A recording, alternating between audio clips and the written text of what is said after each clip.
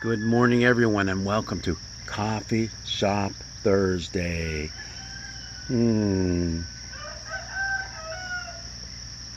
How do you like that mug? No, not this mug. That mug, the one I just drank out of. Oh, you like them both? Oh, okay, thanks. Hey, wow, we got a strange Bible passage we need to talk about this morning. And maybe you can kind of figure it out too. It's from the 5th chapter of Isaiah, the first 7 verses. It's the alternate Old Testament reading that you could do in church. We're going to do the one from Jeremiah instead. But anyhow, here, listen to how it starts. It sounds really good. It sounds like, hey, this is going to be a cool poem. Let me sing for my beloved my love song concerning his vineyard. My beloved had a vineyard on a very fertile hill. He dug it and cleared it of stones. He planted it with choice vines. He built a watchtower in the midst of it and hewed out a wine vat in it. Wow, what a great guy. He's in love with his vineyard. That's what's going on. When he talks about my beloved, it can also be translated my really good friend. My really good friend built this vineyard, and man, look at all the care he put into it. And think about it. You don't get a good harvest for several years. So there's a lot of waiting involved, as well as taking care of it year after year after year. And he expected it to yield grapes. Uh-oh. You know there has to be a twist in the plot, right? And here it is. But it yielded stinky things. Yeah, that's the literal translation that's often translated wild grapes or rotten fruit. Stinky things. What is going on here? Now all of a sudden the poem changes. It's not the prophet who's talking about his good friend. It's now his good friend himself, talking to the people of Judah. And now, inhabitants of Jerusalem and people of Judah, judge between me and that vineyard, my vineyard. What more was there for me to do that I hadn't done? When I expected it to yield grapes, why did it yield stinky things? Yeah, why did it yield stinky things, rotten fruit? Now it gets intense. And now I'll tell you what I'm going to do to my vineyard. I'll remove its edge. And it'll be devoured because of that. I'll break down its wall. It'll be trampled down. I'll make it a waste. It won't be pruned. It won't be hoed. I'm going to let the weeds grow up and choke it to death. And then you know what I'm going to do?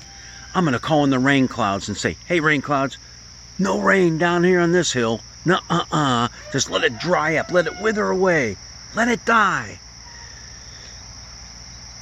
And now the people listening to this love song that Isaiah is singing to them discovers that this is anything but a love song. It's a song of judgment. It's a song of death. For the vineyard of the Lord of hosts is the house of Israel, and the people of Judah are his pleasant planting. He expected justice, but he saw bloodshed. Righteousness, but heard a cry. Wham! Suddenly you find yourself laying on the floor. You've just been hit by a ton of bricks.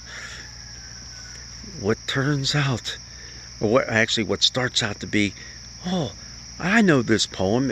Might have been a familiar poem that Isaiah was borrowing. The people would be familiar with. And hey, because as we'll read a little bit later on, the people really liked their wine. So maybe this was even a song that they would sing. Like a little further on, you who rise early in the morning in pursuit of strong drink, who linger in the evening to be inflamed by wine. These people really liked their vineyards. So maybe this was a song they all knew. And Isaiah took it and twisted it and worked with it to turn it into a word of judgment against his people.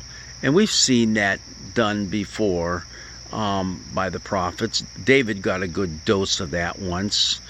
Um, when he stole the wife of his general, had his general go out and get killed, and then he took her as his wife, David and Bathsheba.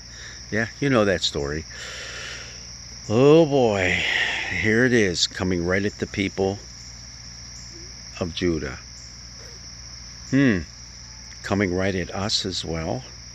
Hey, when we read these words, you read yourself into the story too. And where do you fit in? Where do we fit in? That's what the Jewish people would have to do when they would, years and years later, read Isaiah and hear his prophetic tale. They would say, yeah, that happened back then, but what are we doing about our lives right now? And that's what I wonder about, in our times and what's going on in our context. Are we bringing about justice and righteousness? Or are we producing stinky things? You know what I'm going to do? I'm going to go back to my cup of coffee and think about this for a while. And maybe that's something we all should do. Are we being fruitful vineyards for our Lord? God's blessings be with you.